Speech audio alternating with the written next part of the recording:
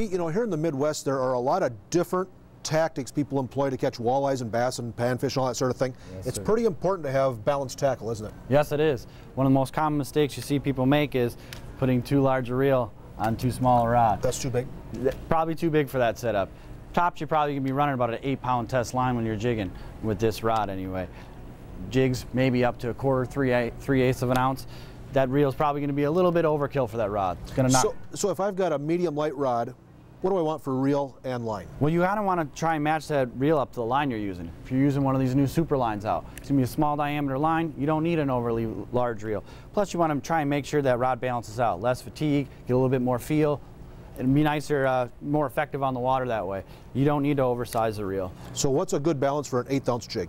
Good balance is probably going to be your medium light, your light size reels with light line. 4 6-pound tested monofilaments, and your super lines you can run up to a 10-pound because of how small the diameter is.